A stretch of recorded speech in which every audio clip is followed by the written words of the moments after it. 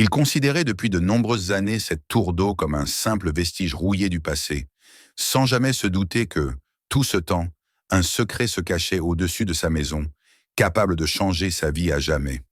Abonnez-vous à la chaîne et écrivez dans les commentaires de quelle ville ou de quel pays vous regardez cette vidéo. L'ombre du géant rouillé faisait partie du paysage depuis si longtemps que Michael Brady avait fini par croire qu'elle était née avec la ferme. Chaque matin, lorsqu'il ouvrait la porte de la maison, son regard tombait inévitablement sur la masse sombre qui se découpait derrière les champs.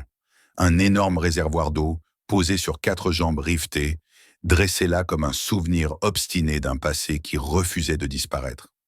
La tour se tenait à une distance suffisante pour ne pas écraser la maison, mais assez proche pour rappeler sa présence à chaque instant, surtout lorsque le soleil descendait et que son ombre s'étirait lentement sur la cour, glissant sur la grange, sur la terre battue, jusque contre les murs de bois du bâtiment principal. Michael avait grandi avec cette vision. Enfant, il l'observait avec une curiosité mêlée de crainte, se demandant à quoi elle servait vraiment, pourquoi elle n'était reliée à aucun réseau visible, pourquoi personne ne semblait s'en occuper.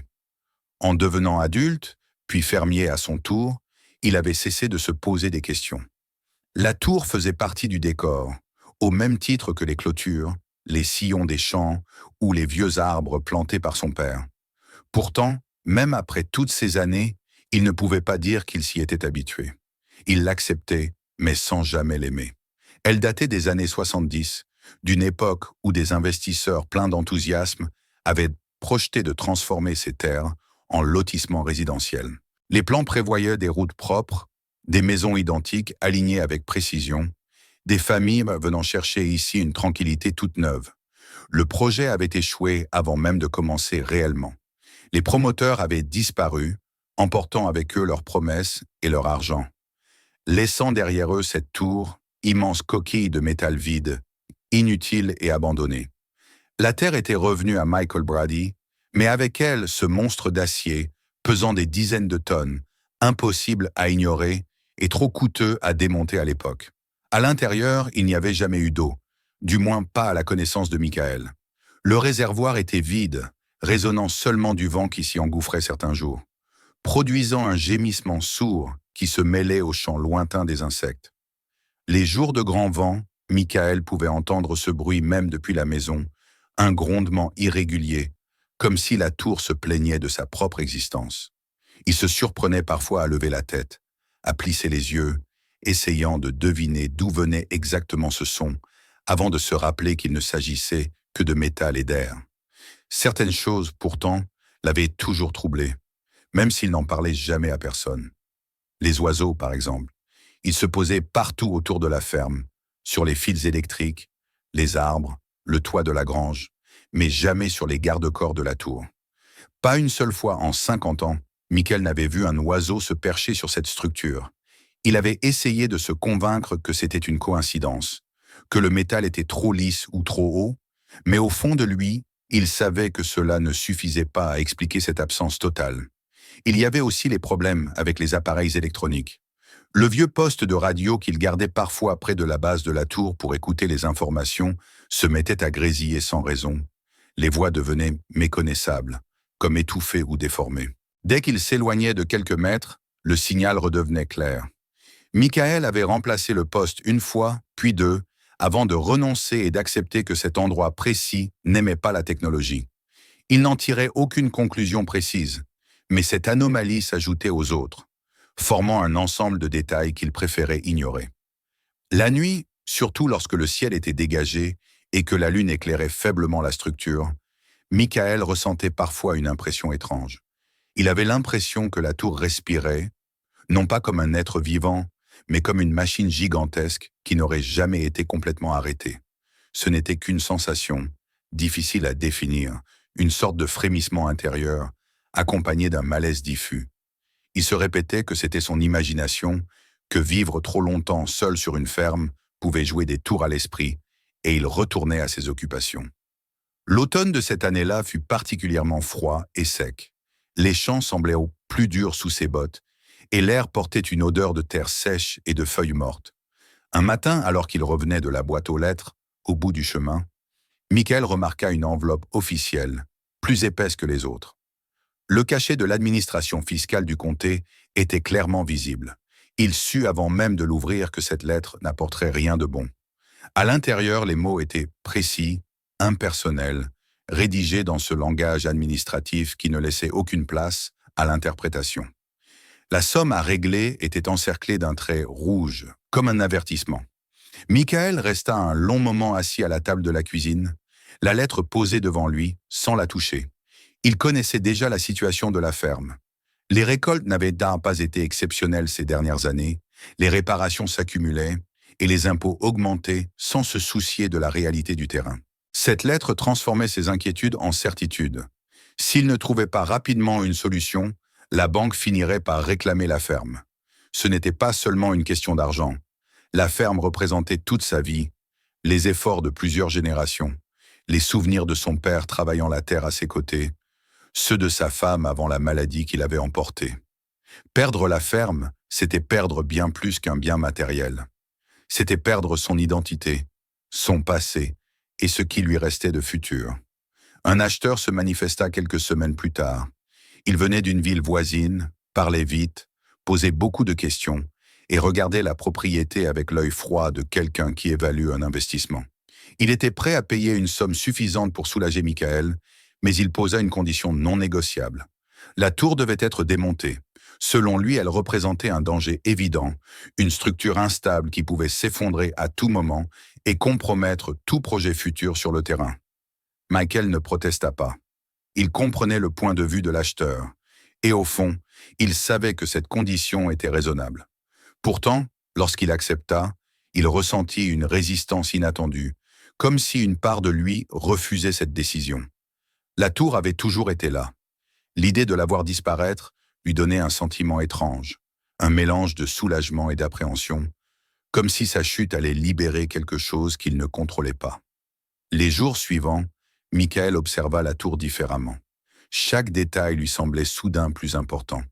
Les rivets rouillés, les traces de peinture écaillées, les ombres projetées au sol.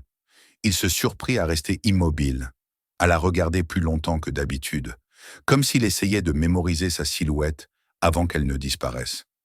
La nuit, il dormait mal, se réveillant avec l'impression diffuse que quelque chose approchait, sans pouvoir dire quoi. Il contacta finalement un spécialiste local, un homme connu dans la région pour son expérience dans les démolitions délicates.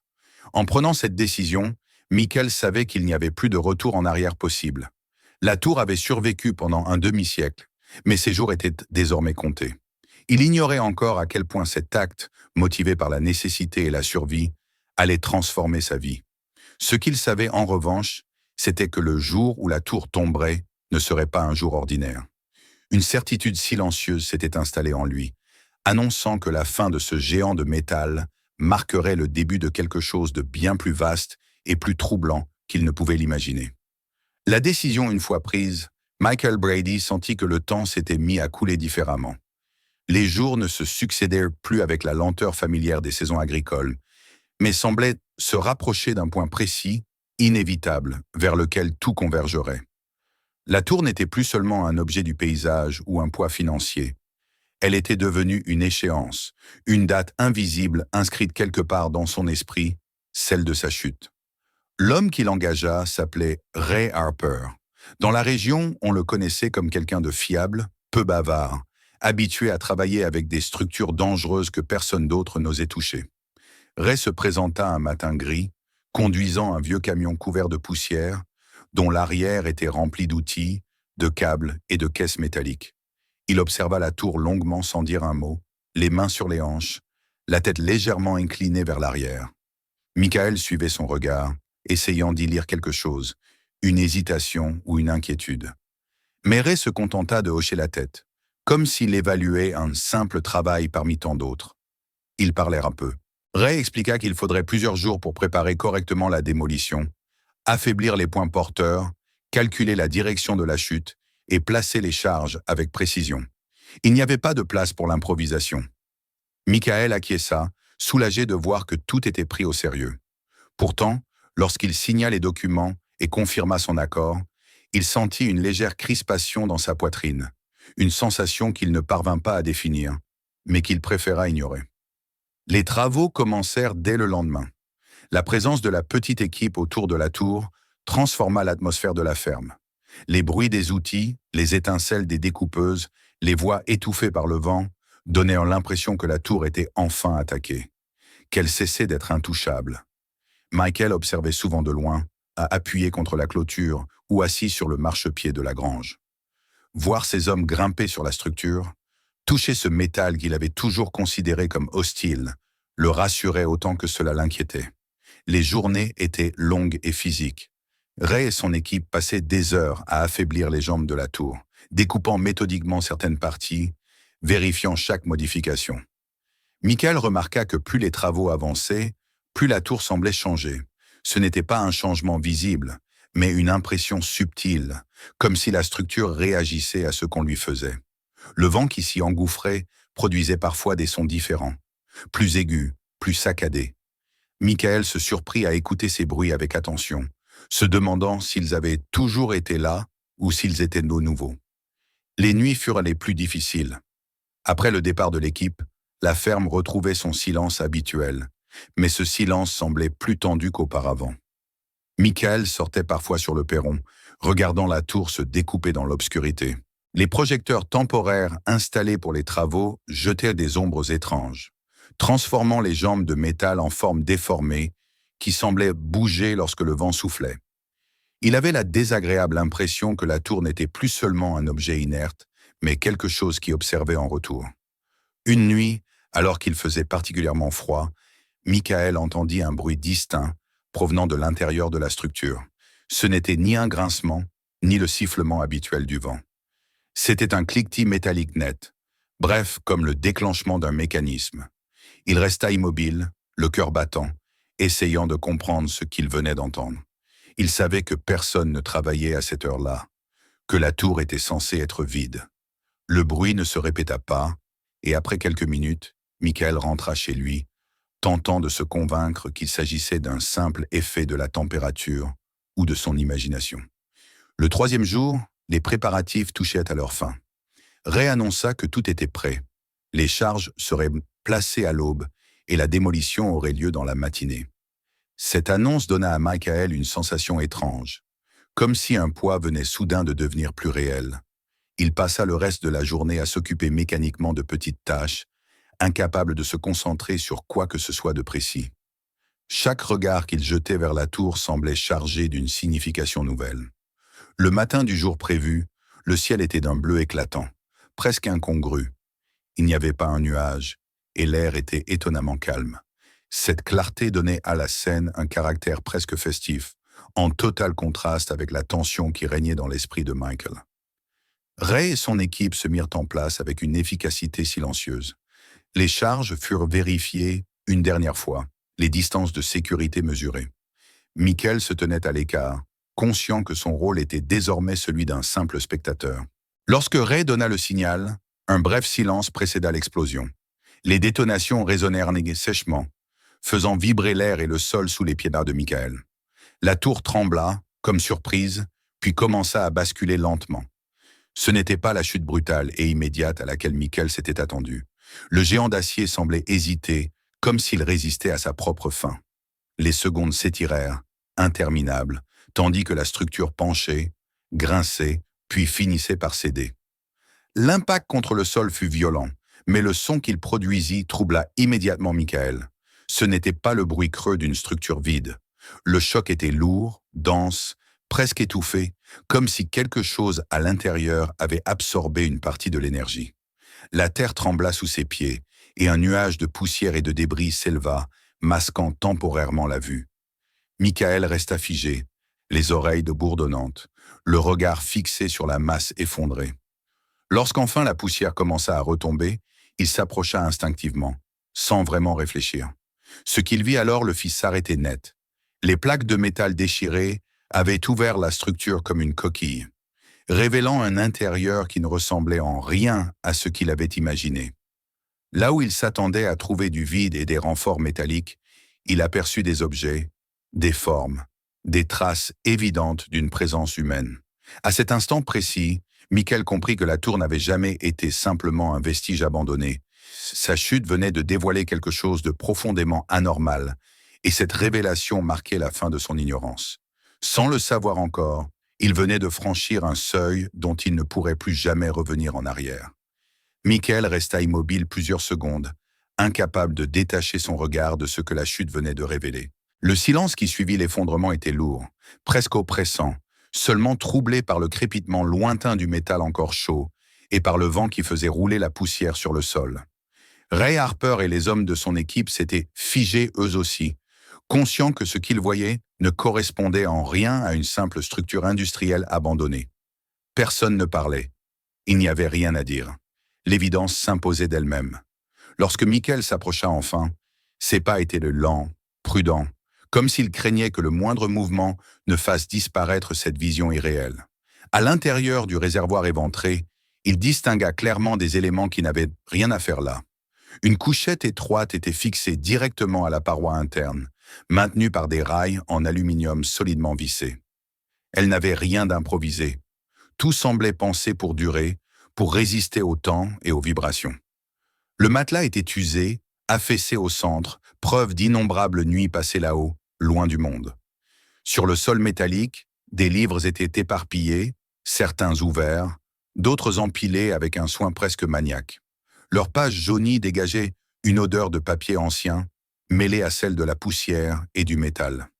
Plus loin, près de ce qui avait dû servir de coin cuisine, Michael aperçut des casseroles cabossées, des boîtes de conserve vides et d'autres encore scellées, couvertes de dates de péremption depuis longtemps dépassées. Tout indiquait une présence humaine prolongée, discrète, méthodique.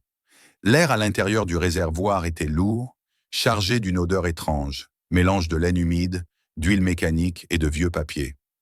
Michael sentit son estomac se nouer.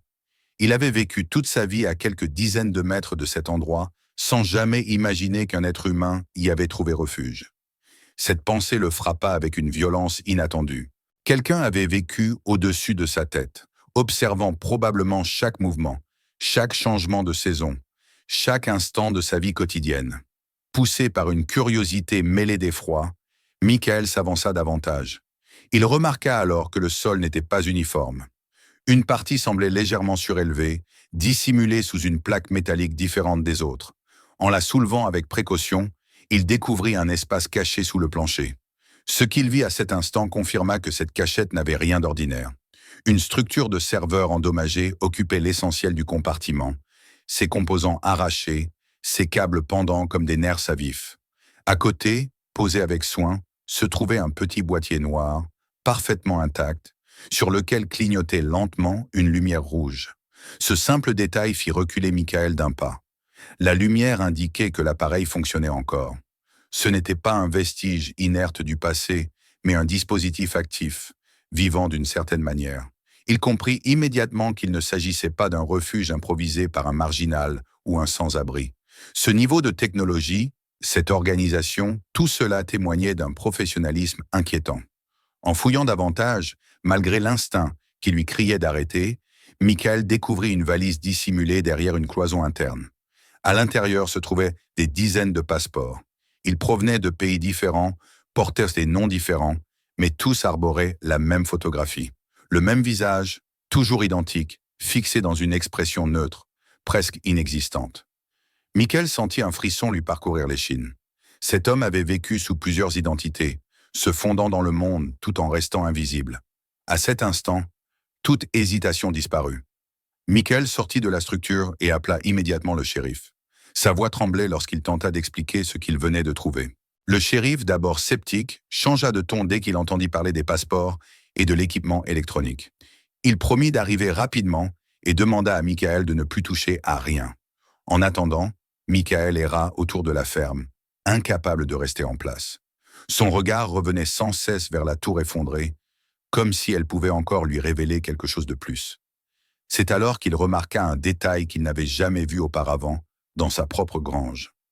Derrière une vieille armoire dissimulée sous des outils et des bâches, se trouvait une petite trappe. En l'ouvrant, il découvrit une manivelle reliée à une lanière synthétique extrêmement résistante. Le câble disparaissait dans le sol, en direction de la tour. La révélation fut brutale. L'homme qui vivait dans le réservoir n'était pas seulement un observateur passif. Il avait établi un lien direct avec la ferme, utilisant l'infrastructure de Michael sans jamais être détecté. Chaque pas que Michael faisait sur sa propriété lui semblait désormais suspect, comme si le sol lui-même avait été complice de cette intrusion silencieuse. Dans un vieux coffre en bois, qu'il croyait rempli de pièces inutiles, Michael trouva des carnets. Ils étaient nombreux, soigneusement rangés, couverts d'une écriture régulière et précise. En les feuilletant, il comprit rapidement leur nature. Ces carnets retraçaient sa propre vie. Jour après jour, semaine après semaine, tout y était consigné. Ses déplacements au village, ses achats, les visites rares, les périodes de maladie de sa femme, jusqu'aux détails les plus intimes de son quotidien. Michael dut s'asseoir, submergé par un sentiment de violation totale. Il ne s'agissait plus seulement d'une cachette secrète ou d'un espionnage abstrait. Quelqu'un avait observé sa souffrance, sa solitude, ses moments de faiblesse, sans jamais intervenir, sans jamais se montrer. Pendant des décennies, sa vie avait été un simple dossier parmi d'autres, analysé, noté, classé. Lorsque le shérif arriva enfin et découvrit l'ampleur des découvertes, il comprit immédiatement que l'affaire dépassait de loin ses compétences. Il passa plusieurs appels, parla à voix basse et demanda à Michael de rester à distance. Les mots « agence fédérale » furent prononcés, confirmant les pires soupçons de Michael. Alors que la lumière rouge du petit boîtier continuait de clignoter au milieu des décombres, Michael sentit une angoisse sourde s'installer en lui. La chute de la tour n'avait pas mis fin à l'histoire. Elle l'avait déclenchée. Et quelque part, il en était désormais certain, d'autres personnes savaient que ce secret venait d'être exposé. Les véhicules fédéraux arrivèrent à la ferme à la tombée de la nuit, leurs phares découpant des bandes de lumière blanche à travers la poussière encore suspendue dans l'air. Michael observait la scène depuis le perron, vidé, incapable de mesurer pleinement ce qui était en train de se produire. Des hommes et des femmes descendirent des voitures sans perdre de temps, leurs gestes précis, leurs regards déjà en train d'évaluer l'ensemble du terrain, comme s'ils le connaissaient depuis toujours. La ferme, qui avait été pendant des décennies un espace intime et silencieux, se transformait sous ses yeux en un point stratégique, soudainement chargé d'une importance qui le dépassait. Parmi eux se trouvait un homme d'une cinquantaine d'années, au visage fermé et aux traits marqués par l'habitude des décisions difficiles. Il se présenta simplement comme l'agent Carter.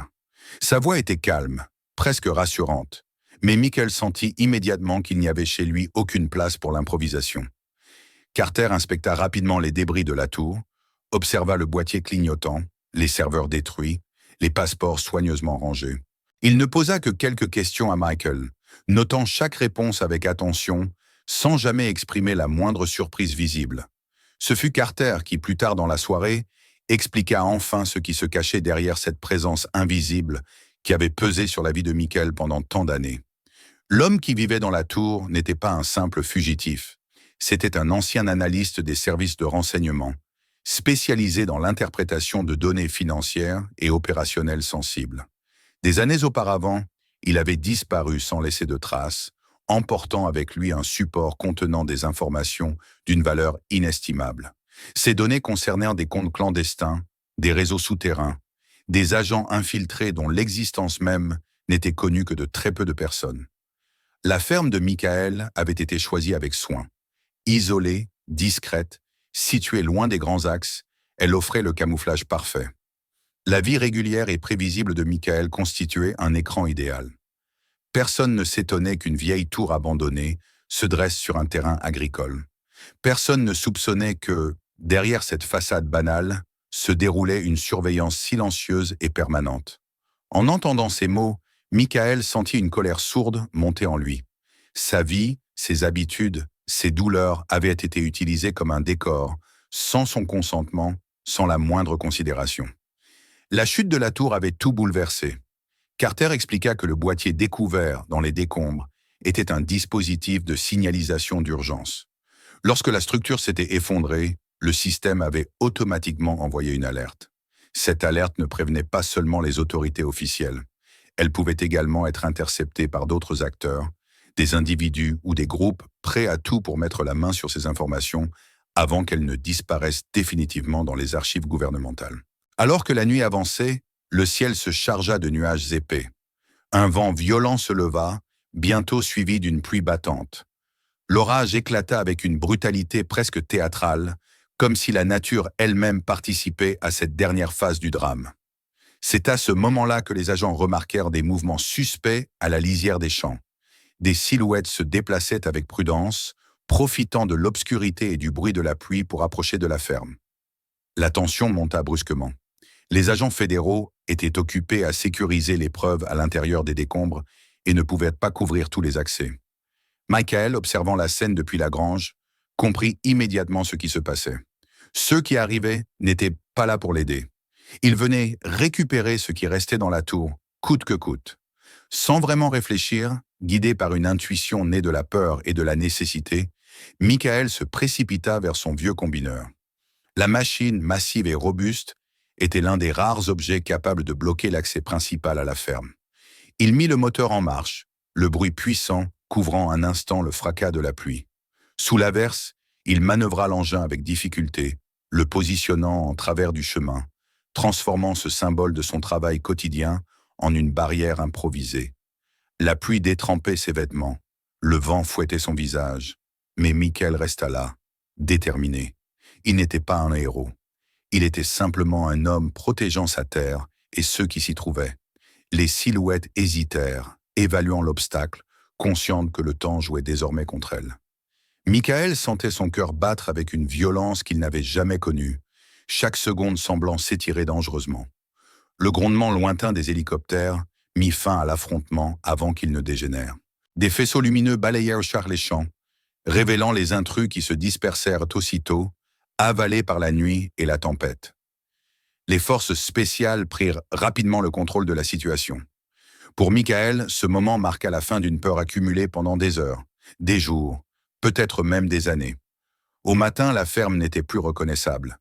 Des rubans de sécurité délimitaient un périmètre strict, des véhicules stationnaient en partout et des équipes spécialisées fouillaient méthodiquement chaque mètre carré. La tour était démontée pièce par pièce, la terre analysée, les documents et les équipements soigneusement emballés et emportés.